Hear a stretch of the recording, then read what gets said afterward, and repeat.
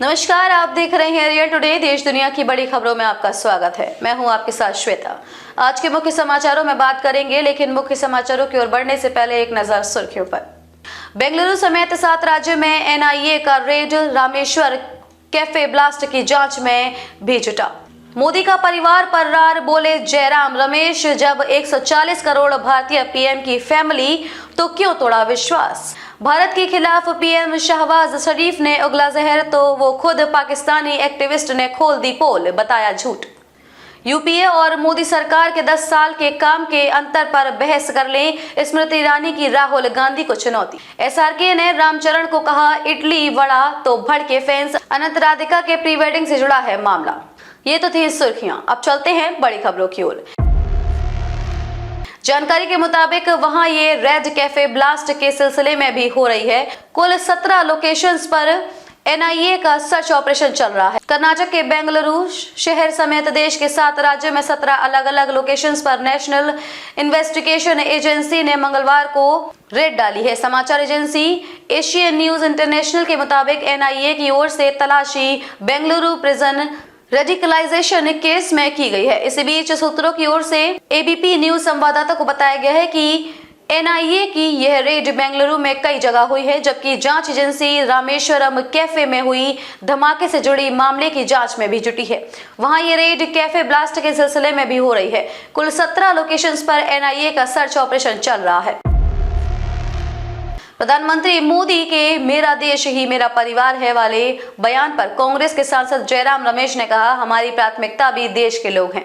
हम भी देशवासियों की आवाज महंगाई, बेरोजगारी, आर्थिक अस्थिरता और ध्रुवीकरण के खिलाफ उठा रहे हैं। अगर 140 करोड़ भारतीय उनका परिवार है, तब उन्होंने लोगों का विश्वास क्यों और उनके साथ अन्याय क्यों किया। जयराम रमेश यह भी बोले, पिछले 10 साल उनके खुद के परिवार के लिए अन्याय काल रहा है। यह लोकतंत्र से चुने हुए व्यक्ति हैं, पर उनकी शख्सियत और काम करने का तरीका अन्यायपूर्ण है। यह सिर्फ मार्केटिंग और रिब्रांडिंग बीजेपी और एनडीए सरकार के लिए बैठे हैं।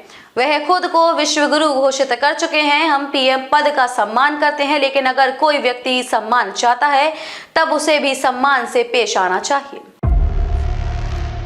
PoK activist doctor Amjad Ayub Mirza ने पाकिस्तान के पीएम शहबाज शरीफ के विक्ट्री भाषण पर टिप्पणी की। उन्होंने भारत के कश्मीर की तुलना गाजा से करने पर घोर आपत्ति दर्ज कराई है। अयूब मिर्जा ने कहा, शहबाज शरीफ अपने भाषण में शुरुआत में ठीक चल रहे थे, अचानक पता नहीं क्या हुआ, सब झूठी बातें करने लगे, कश्मीर में खून खराबा का आरोप लगाने लगे। पाकिस्तानी पत्रकार आरजू काजमी से पीओके एक्टिविस्ट अमजद अयूब मिर्जा बात कर रहे थे।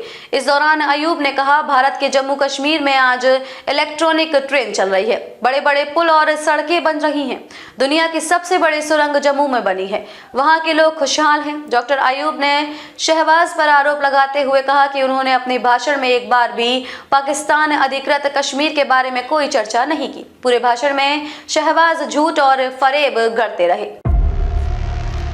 केंद्रीय महिला एवं बाल विकास मंत्री स्मृति ईरानी ने कांग्रेस नेता राहुल गांधी को निशाने पर लिया है। केंद्रीय मंत्री ने राहुल को यूपीए सरकार और नरेंद्र मोदी सरकार के 10 वर्षों में किए गए काम के बीच अंतर पर बहस करने की चुनौती दी है। इसके साथ ही उन्होंने दावा किया है कि राहुल गांधी भाजपा के साधारण कार्यकर्ताओं के सामने भी नहीं टिक पाएंगे। स्मृति ईरानी का राहुल गांधी को चुनौती। नागपुर में भारतीय जनता युवा मोर्चा द्वारा आयोजित नमो युवा महासम्मेलन को संबोधित करते हुए स्मृति ईरानी ने कहा, अगर मेरी आवाज राहुल गांधी तक पहुंच रही है तो उन्हें अपने कान खोलकर सुनना चाहिए।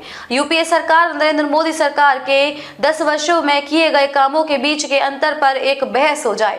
उन्होंने यह दावा भी किया है कि अगर वह यह चर्चा राहुल गांधी के साथ करना चाहेंगी तो राहुल इस पर बहस में शामिल नहीं होंगे। केंद्रीय मंत्री ने आगे कहा कि राहुल भाजपा के सामान्य कार्यकर्ताओं के सामने भी टिक नहीं पाएंगे। अनंत अंबानी और राधिका मर्चेंट के गुजरात के जामनगर में चले 3 दिन के प्री वेडिंग फंक्शन खूब चर्चा में रहा।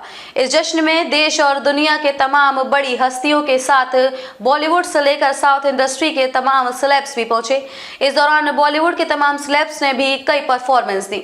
इन सब के बीच शाहरुख खान पर अनंत राधिका के प्री वेडिंग फंक्शन के दौरान साउथ के सुपरस्टार रामचरण का अपमान करने के आरोप लग रहे हैं। दरअसल रामचरण की पत्नी कोनी डेला उपासना की मेकअप आर्टिस्ट ने शाहरुख खान पर ये आरोप लगाया है। क्या है मामला? बॉलीवुड के तीनों खान शाहरुख खान, सलमान खान, आमिर खान ने अनंत और राधिका के प्री वेडिंग फंक्शन के दौरान स्टेज पर एक धांसू परफॉर्मेंस दी थी। इस दौरान तीनों खान ने आरआरआर के जोशीले Oscar winning Telugu song Naatu Naatu की धुन पर भी डांस किया। हालांकि जब तीनों खान नाटू नाटू के आइकॉनिक हुक स्टेप को करने में सफल नहीं हो सके तो उन्होंने फिल्म के लीड एक्टर रामचरण को स्टेज पर बुलाया।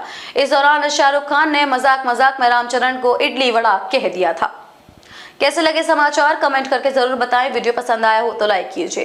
देश और दुनिया की बड़ी खबरों के साथ अपडेट रहने के लिए चैनल को सब्सक्राइब करें। खबरों में अब तक के लिए बस इतना ही। फिर होगी आपसे मुलाकात कुछ ऐसी ही बड़ी खबरों के साथ। तब तक के लिए नमस्कार और देखते रहिए रियल टुडे।